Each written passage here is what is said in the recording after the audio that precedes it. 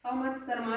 Біз Шымкент қаласында Қазақбаев Ерсұлтан ағайдан 10 күн дәріс алып, яғни Arduino Uno микроконтроллері арқылы әртүрлі жоба жасауды үйрендік. Сол дәрісіміздің арқасында осындай робот жасап шығардық. Яғни бұл робот ара қашықтықты сезіп, өздігінен сөйлейді және де әртүрлі дыбыстар шығарады. Роботтың мақсаты қасына адам жақындағанда, яғни ара қашықтықты өздеріңіз көрсетесіздер. Движение осылай дыбыс шығарады. Әркімнің және де оны тоқтатып, келесі дыбыстарды қосады. Біз енді еніп қойдық. Және де екінші кнопкаға кез келген өздеріңіздің қажетті дыбыстарын жазсаңыз болады, және дауысын шығару және өшіру кнопкалары орналасқан.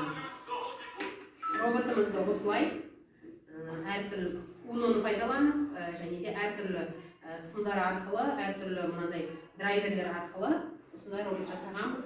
Ағайға шексіз алғысымыз шексіз.